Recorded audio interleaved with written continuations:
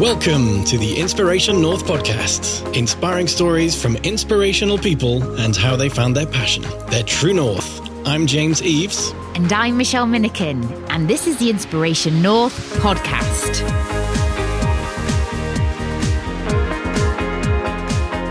Today's episode, Unhook from Trauma and Get Back to Your Life with Dr. Hannah Bryan.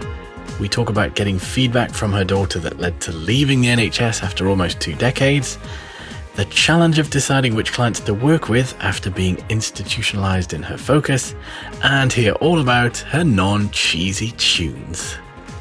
Dr. Hannah Bryan is a passionate and enthusiastic clinical psychologist and EMDR consultant and facilitator. After working in the mental health field for 24 years, Hannah recognises that trauma is something that many people sadly experience throughout their life.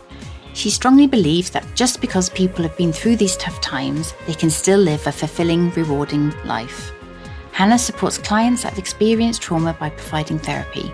She also offers coaching, helping her clients work through their performance blocks and struggles so they can realise their potential and be their best. Hannah also supports clinicians who are passionate about working in the field of trauma by providing supervision, online webinars and facilitating on EMDR trainings. And for those who are wondering, EMDR stands for eye movement desensitization and reprocessing.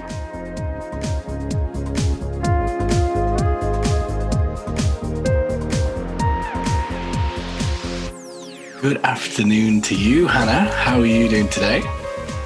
Very good, thank you. Enjoying the warmer weather and the sunshine. Yes, as are we. Can't complain. So we're going to go to our first question, aren't we, Michelle? Mm-hmm. So when you were little then, Hannah, did you know what you wanted to be when you grew up? Probably not. I don't think so. Because I took a different turning and a different path based on results of A-levels, really. So when I think back, what I was moved towards was teaching, which I still do a bit of teaching now, so I can kind of see, maybe there is something in that. But I wonder if that's sometimes the only thing that you know as a child, because, you work, you spend all your life in the schools, so you just see the teachers and you just see that that's the world out there. So when I first applied to university as a 17-year-old, that was what I was applying to look at. History and RE, I think I was interested in as well. I'm not quite sure why, because that's very different from where I'm at now. But I think that was just the subjects that academically I enjoyed learning about, that new stuff. But yeah, at a young age, I don't really think I was that interested or knew that much about what I wanted to do. I can always remember that I was always really interested in school, in the kids that misbehaved, the kids that had a bit of a reputation, and trying to understand what it was that had made them behave in that way. Why were they different? What had happened to them? And knowing that even at that age, that a lot of kids had really tough lives that had kind of then manifested itself in school. So I think I was always interested in that, but never knew what was possible in terms of careers or what we could do. So yeah, it wasn't till I was 18 and didn't get the A-levels that I wanted to go to university. So ended up kind of taking a year out. When I went back to college, I did psychology, which I couldn't do that at A-level at school, and business studies. Got A's for my grades, so I don't know what was going on at school the year before. But that just really changed my route. I think it really pushed me down a different path to then apply for a psychology degree. And from that point, just, really loving everything about psychology. Cool. So where did you go to university? Well, I stayed at home for university.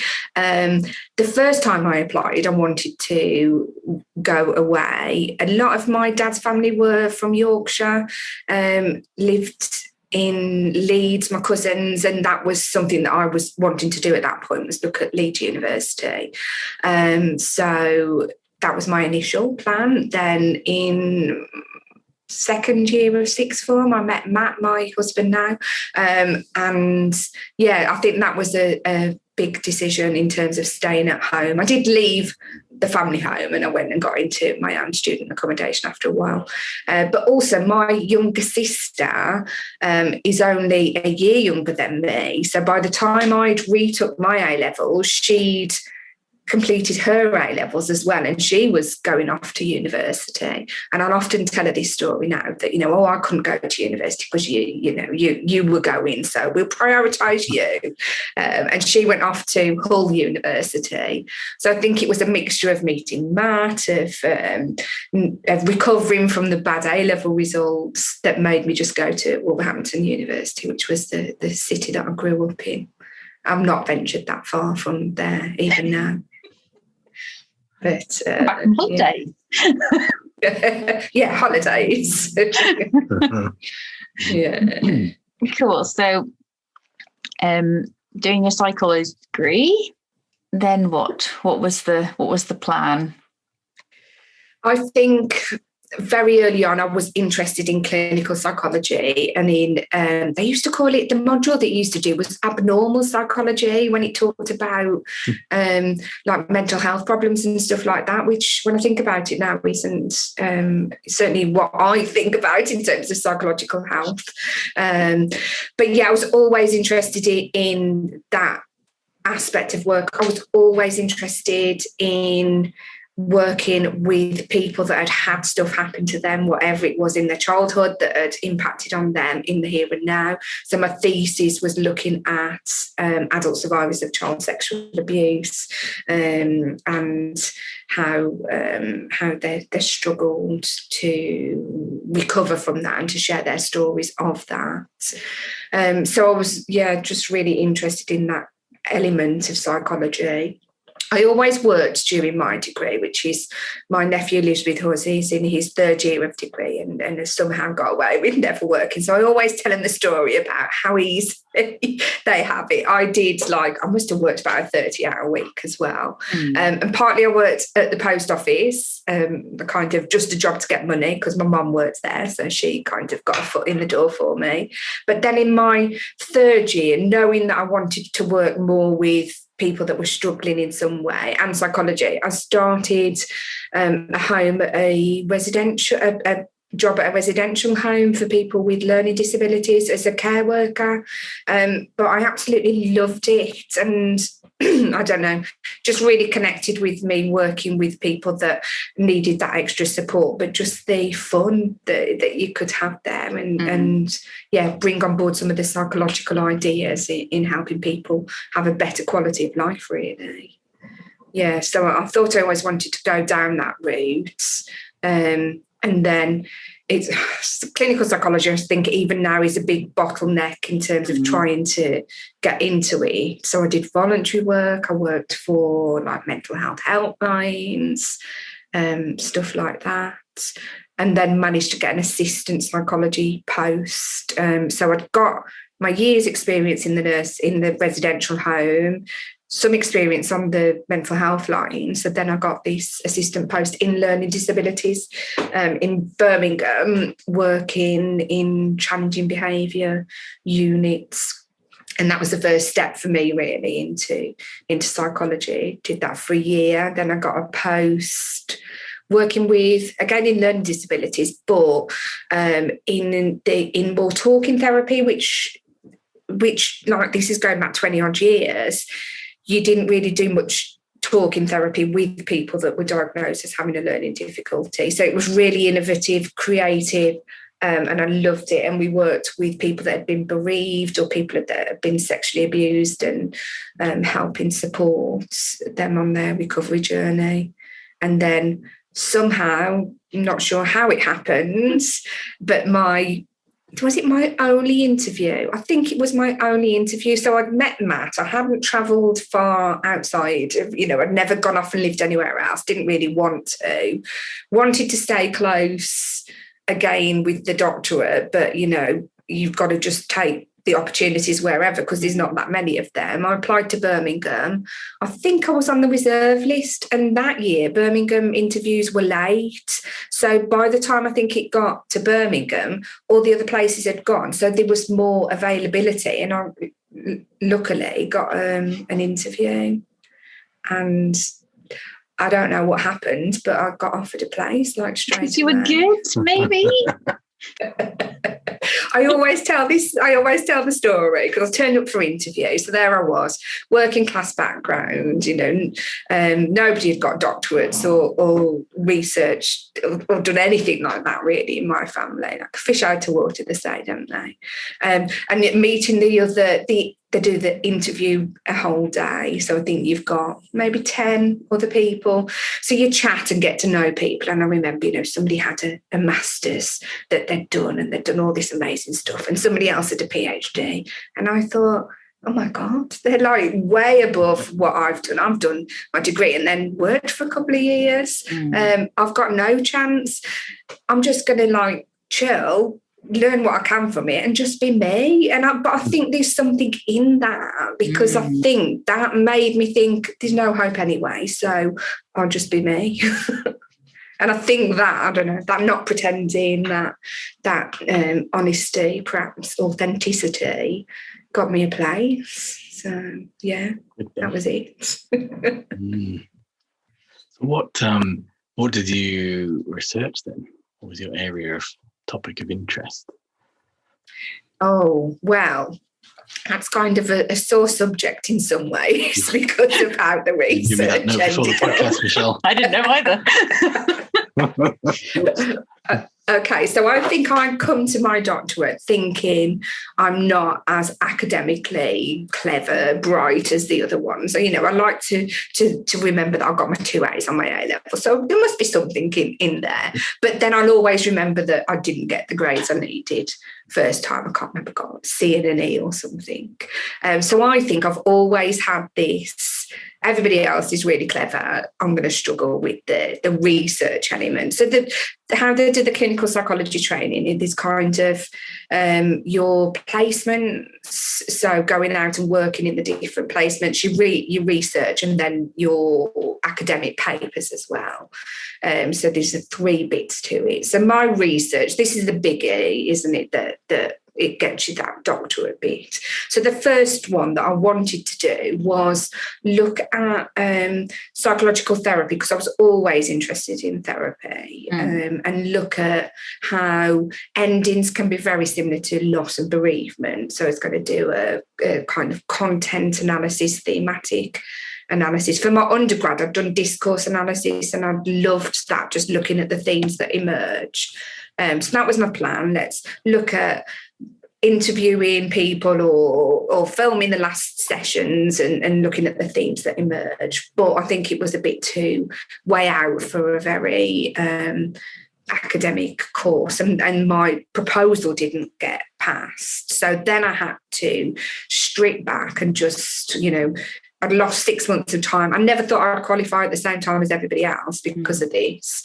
So then I kind of begged the tutor staff on the university just to see what projects they'd got going, knowing that I'd get the extra support. And I'd lost the passion now. It was just like, this is just, I've got to get this done.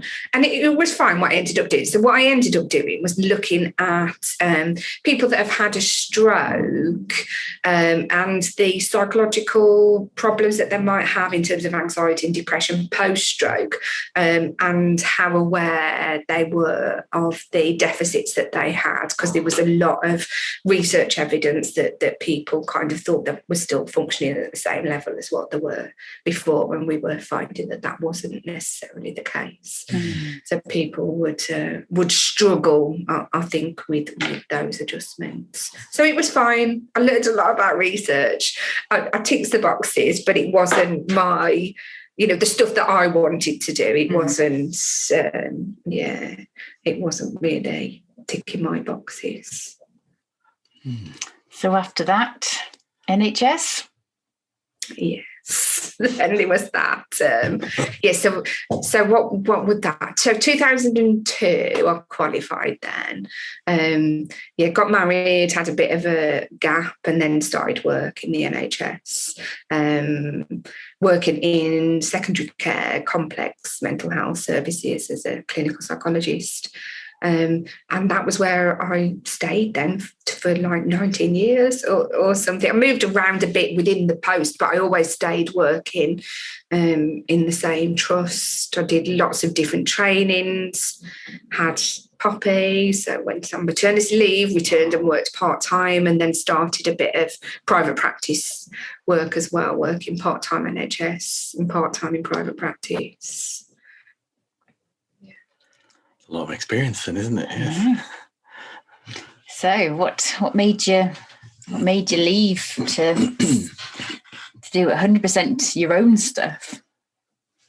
Yeah, so I left the NHS November 2019, so about a year and a half ago, is that right? Yeah, it was a long process, I think, for me in going through that journey. I think I just started to feel a bit burnt out with the NHS, really, and with working so hard, having constant demands placed on, and if ever you were doing really well, there was then it was the next thing, and it was just a difficult environment to work in the end. I don't think it started off that way. I think that things changed over the years as the posts changed, as there started to be more I don't know how to describe it, but rather than having each different profession do their different role, it was kind of trying to merge people into a clinician that would work in the same way, whereas everybody had different training, everybody had different knowledge and skills and experience. So that was really difficult. But I just started to really enjoy my private practice work that I was doing more. And I can remember, that you get home from work and you're having a tea time discussion and, a bit of a moan about the day or a bit of a happiness about the day or whatever. And I remember my daughter, would have only been about 11, saying, why do you come home from like the NHS days moaning and unhappy, and like on your private practice days you like full of energy and excited and happy? And I thought, oh my God, if she can recognise that, what am I doing? Why am I still here? But that was probably a year before I took the leap to leave, because I always had this fear about ending up penniless and homeless and losing everything. It's like I didn't see the world that was out there. And that's probably when I came across Wendy Kendall and TPPA, which I did, I'm doing now, and I did it again 2 years ago. And I think that's just changed everything for me in helping me see a different world, whereas I feel I was very stuck and very institutionalized and very much in the you've got this lucky position of being a clinical psychologist, kind of put your head down, don't expect any better, get on with it, and then you'll retire in 40 years and that'll be it. And it's horrible. It sounds awful, doesn't it, saying it like that? But I never took a step back and looked at what possibilities there was out there to do what was making my heart sing, what I was passionate about. It's a big jump, isn't it? So that's the NHS for that long. It's like a really big comfort blanket, isn't it? And you know the rules, and and you've got that safety there. But I knew in my heart of hearts that it wasn't making me happy anymore. And what is life about if you're not living a life that you love? And I think a big thing around that same time was my sister was diagnosed with cancer back in 2017, and then a year after that we found out that was terminal, and then she died January 2019. And I think it's horrible, and it still is for all of us, but you just like, life is short. She was 47. You've got one. You've got to just like make yourself happy. So don't stay in something that's not working. Yeah. And I think that's been like the biggest thing really that's led to me on that journey. Yeah. So for our listeners, I know we've had Wendy on the podcast. So describe what TPPA is. That was my next question. Oh, well done, James.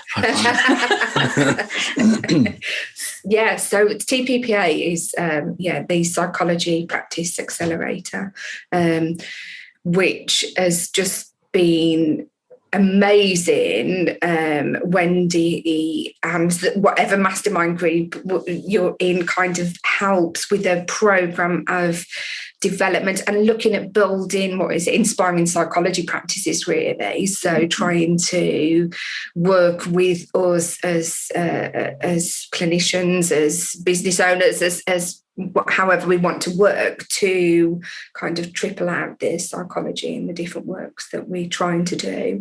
So there's so much learning in it, because as psychologists, we're not trained generally to be business owners, and we don't know such a lot about the way that the world works, and just about getting the ideas out there really. So I randomly came across Wendy, because I don't think I was even in this psychology Facebook group, UK3P, for psychologists in private practice. I don't think I was even in that. I don't know. I can't even think how I saw it. But it was literally, went to one of the webinars that she run, and then straight away thought, oh no, that's what I need. When you feel that the universe is just giving you something, you're a bit stuck and just something drops in your lap and you're like, yeah, that's what I need to be able to move forward. So it was brilliant, and it was learning about different business models, learning about who we are as people, what psychology practices we want to develop, how we can develop those ideas to get the work out there to more and more people really. So that's my quick summary of TPPA. Get Wendy told we can snip this out and she can use it on her Instagram. You got a question, James? No. I always try and take it in turns. But over to you, James. Sometimes. So you made the transition, NHS to your own practice. Did you have to? Is there a way? So as a non-psychologist here, how did you decide what you would focus on? Is it a particular group of patients, candidates, not candidates, clients? How do you come up with that sort of next step? Yeah, I think that's a brilliant question, and it's a work in progress. I think it's ongoing and will be ongoing forever, really. And yeah, because I often talk about this idea about being kind of institutionalised by the models and the way that we were working in the NHS. So for me, I find it hard to pull away from that and think, what is it now that I'm not doing that work that I want to be doing? Because really at the heart of everything that I do, and even going back really early on, is this belief and the idea that bad stuff happens to people, and just because it does happen to people doesn't mean that you can't have a good quality of life and you can't get past it really. So it's always been working with some kind of trauma really, I think is the word that most people understand, that whether that's kind of big T traumas, or what we call small T traumas, like bullying or difficult experiences at work, or just things that have been a bit overwhelming. I think my passion's always been around working with people that have, through no fault of their own really, have had stuff happened and have got stuck or spiraled down even. A lot of people that we see get stuck and just don't move forwards and get blocked because they're not achieving at the best because of what's happened. But then there's also the people that spiral and then get stuck in negative lifestyle choices, and then find that things just dip further and further and they go down and down. So yeah. Yeah, we're all a work in progress, aren't we? Figuring out who we're actually selling to. And yeah. that's what makes it fun, isn't it? And you don't have and I think it changes. Pressure of the NHS saying you'll do this at this point, Hannah, and then you've got this many clients, and this is the sort of challenge you're faced with. It's perhaps more stress, but there's the luxury of choice in that sense to decide what you do want to take on and not. Yeah. And it's hard when you're used to playing a good role and just doing what you're told to think. But, strip that back, and underneath that, what is it that, really, that you're really passionate about and really want to do the work in? So I'm at a point now when I'm just growing lots of ideas about working with kind of, performance in some ways with people and helping people enhance themselves in that way, say. There's a fear about doing interviews or running a race or being on TV or, all these blocks that we have that might be because of things that have happened to us, and opening up the work that I offer, really looking at coaching people to help them overcome some of those hurdles. It's exciting. It's exciting to watch as well. Your journey. That's the other thing, isn't it, with the Psychology Practice Accelerator? It's that journey, isn't it? And how, everybody's on a journey that goes in windy ways sometimes, but you can see, when you look back, you can see why you go in that direction. But it's just fascinating, isn't it, to dive deep into what works for us and seeing what we want to grow and develop. Absolutely. It's it's exciting. So you've got sort of two strands at the moment, haven't you? Do you want to talk to us about those two things that you do? Yes.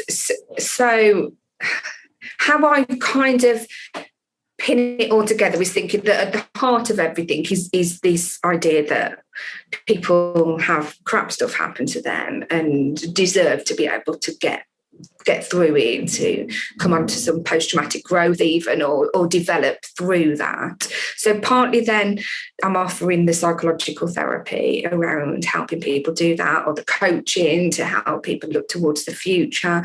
And then I also work as an EMDR, which is eye movement desensitization and reprocessing. Bit of a mouthful. Yeah, we wish we had chose something a bit easier to describe that. That's a trauma-focused treatment, and I'm another acronym. Yeah. James will come up with a better one for you.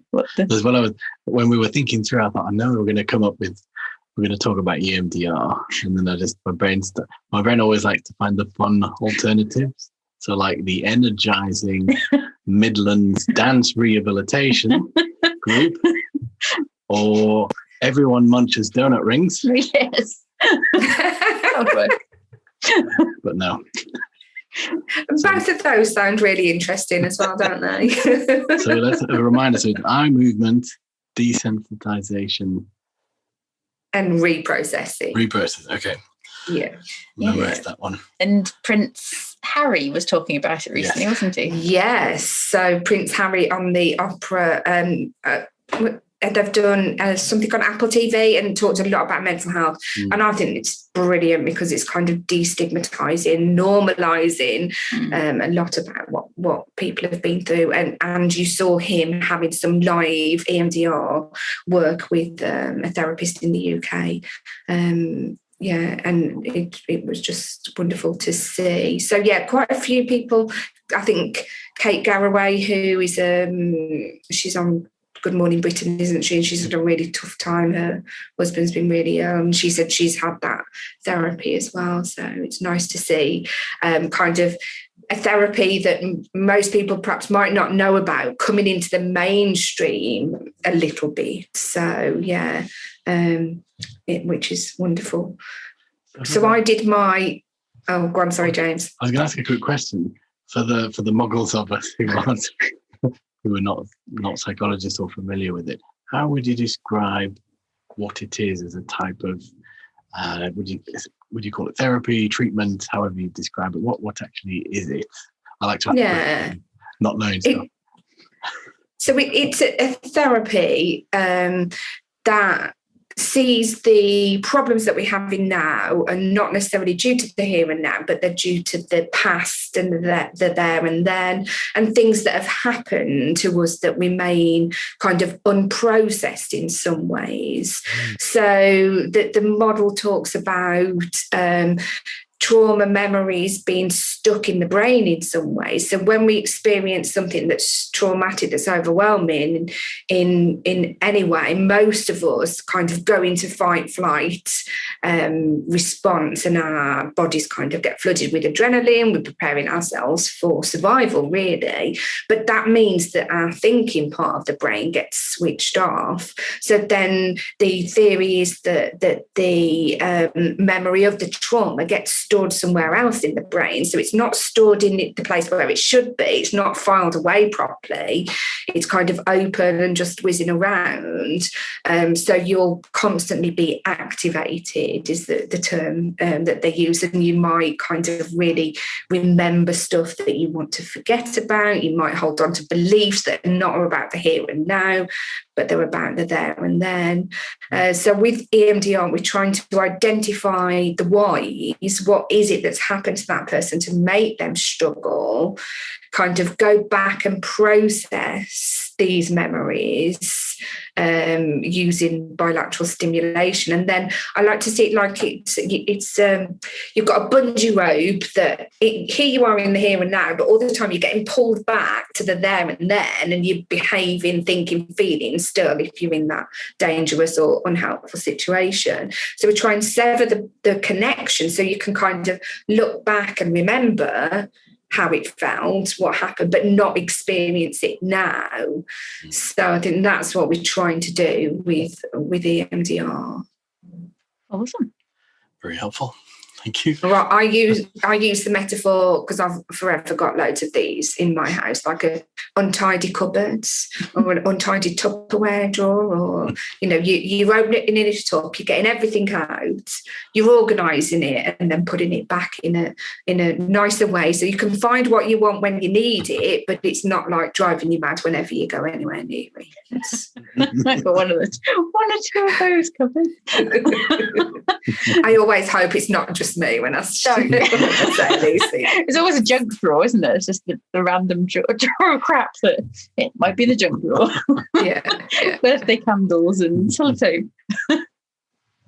Random, isn't it? Yeah. Cool. So the two parts is supervising other EMDR therapists and your private practice. Yeah. So when I did my TPPA 3, which was like 2 years ago, I was focusing then on the EMDR kind of supervision side, and I'm really love what I've developed through that, which was one of the main reasons why I come back and did it all again, really. Because I help train, so I'm a facilitator and help to facilitate the training of other therapists, and then offer supervision groups for people to come into.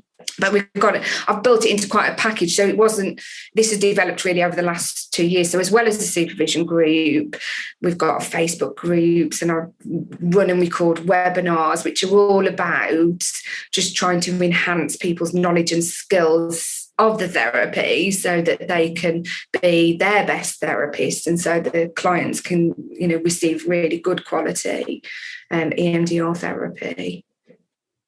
Cool. So, yeah. That's that side.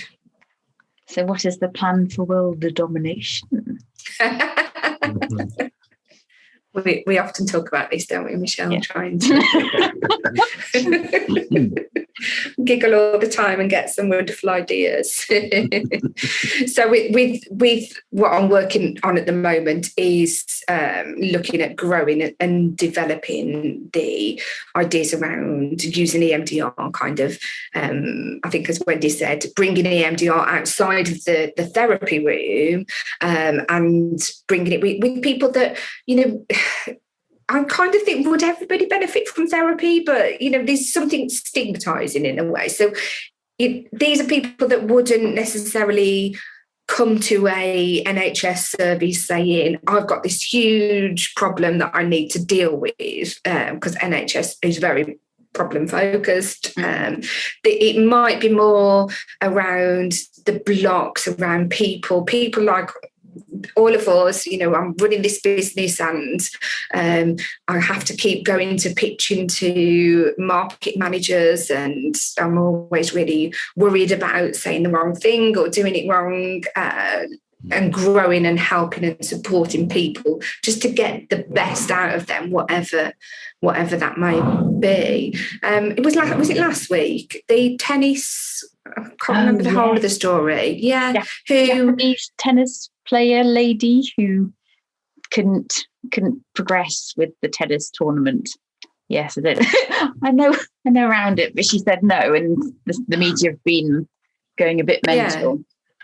Because she said that she finds the press conferences really difficult to manage and to cope with. And I think, fair play to her to come out and just normalise this and say, these things are hard. It's not easy to do, and everybody's got their challenges. But to know that is help and support and tips and tricks, techniques, strategies, different things that people can do to get them through that. Just because there's a block there doesn't mean we close the door on it and we can't move forward with that. And I was thinking, when I first did a piece of work, it was in the NHS, and thinking meetings, meetings are forever, aren't they? But I would often find that I'd be like quiet in meetings, and especially if there was very male dominating men in the meeting, and I'd just feel uncomfortable with that. But I think for a long time I just thought, and that's just me. Learning what I'd learned about EMDR, it helped me to think about different, look at where that block had come from, and do some kind of visualization work about the future. Oh, it's coming up, my internet's unstable. Yeah. Okay, coming up for the future, and thinking about these challenging situations, but thinking about how we'd want to handle them differently. So it's thinking about growth, it's thinking about I don't know, is it don't take no for an answer, or, just because there's something that seems to stop us, just analyse that a little bit, think what it's about, push ourselves forward, let's just get the best out of our lives and be the best we can be. Yeah. So it's not just dealing with that trauma with a big or little T, but it's more about enhancing people's lives. Yeah. Yeah, and everybody's at a different stage, but see where people are at and what they need. It's exciting to watch. And I'm formulating lots of different ideas and growing my ideas around this, because I think, like I've talked about a lot, being so institutionalized by the work before, it's hard to come away and look at it from a different perspective, and not just look at it from working with a real clinical population that are really struggling, but it's not as simple as prevention rather than cure, but looking at coming at it from a different angle than just waiting till a person becomes really, really ill and then offering them something. It's thinking, life happens, crap stuff happens, like the same journey that I've been on. What little things can you do to help make that a little bit better, or work through it so people just don't hit that wall and then suddenly are unable to cope with their lives. No, it's needed. So thank you. Thank you for doing your job. Is there anything that we've missed talking about, Hannah? I don't think so. Cool. Should we then totally lower the tone with our quick fire questions? Okay. This makes me feel slightly anxious. It's like we're trying not to little T you, but no, easy questions. If you don't want to answer, just say pass. So question number 1, would you like to be famous? If so, why or why not? No, I don't think I would like to be famous. Most of my family, not my immediate family, but my mum and my dad and my sisters, I think were more extrovert personality than what I am. So they quite like the being loud in public and standing up and talking in front of people and all that, whereas I was always the shy, quiet one. So yeah, I think it would cause me huge anxiety to be famous. Not the life that I'd want to live. Excellent. Question number 2. What really cheesy song do you love? None of the songs that I love are cheesy, like all the songs from Greece, better shake up and all that. That's nothing cheesy about a bit of that, is there? Yeah, it was really funny when I was asking that question. I was just thinking that song, When Will I Be Famous? Yeah. Classic It's like never. I doesn't want to be famous. Yeah. And again, there's nothing cheesy about Bros there, is there? Growing up as a teenager in the 80s. Oh, I like a good party dance, like a bit of a Macarena or something like that as well. I could never be coordinated enough to do the Macarena, so I don't like it at all. I always go the wrong way and be judged for my uncoordination. Now, me being a very good girl would love it when I could get it perfectly right. Yeah, I was just like, no, I'm going to go drink now because I can't remember which order everything comes in. Oh dear. So question 3, we transport you back 400 years into the past. How would you prove you are from the future? That is a hard question. How would I prove I was from the future? I don't know. Can't even think. I just think I'd settle in and live their life and ignore the fact that I'm from the future. See what I can learn from the simplicity. Yes, so we're coming up with this question. I asked James, and then we had to do a big Wikipedia dive into what was going on in 1620. So James I was the king. And yeah, they were hunting witches in Scotland, so I'd have been screwed. Oh, okay, yes. I might have pretended not to be a witch then. Don't take any crystals with you. No. That's the risk, isn't it? Yeah. If you present a vision of what the future looks like, you'd be branded as a witch, wouldn't you, potentially? So it doesn't work in your favour. No, yes, so I'd keep quiet.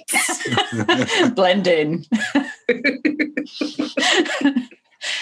Awesome. So going back a little bit, not as far into the past, if we could take you back to have a conversation with 18-year-old Hannah, what advice would you give to you?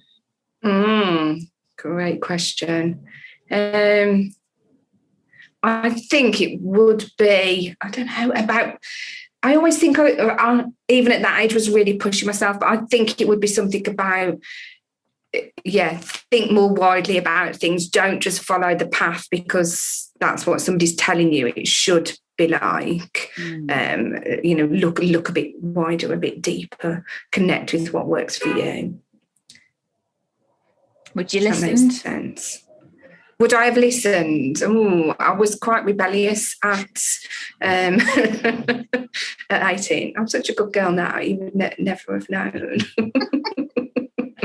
I have to keep reminding myself this now that I've got my own 14-year-old. Remember what you were like when you were 14? So, yeah, probably not. But then, because this is what I say to my daughter, and she disagrees with everything that I say, it's kind of like you're planting the seed. So then in 5 years' time, she'll look back and kind of remember that and think, oh, yeah, that was important. So I think this is how I always learn. I always go back and listen to things again and get new learning from it. So I think it's important just to plant that seed there and see how it grows, see what happens. Awesome. Good advice. And for our listeners, if you would like to follow Hannah, one of the best starting places online. Go to Instagram and search for trauma_psychologist. And you will find her there, and everything else is in the show notes. So thank you so much, Hannah, for joining us today. We have really enjoyed chatting and hearing more about EMDR. I've learned something today. It's always good. Excellent. Oh, me too. Thank you for having me. Thanks everyone for listening. Check out all the show notes at inspirationnorth.com. Join us again for the next episode when we'll be chatting to another inspirational person. If you like this, subscribe and tell your friends. If you didn't like this, subscribe anyway and tell everybody.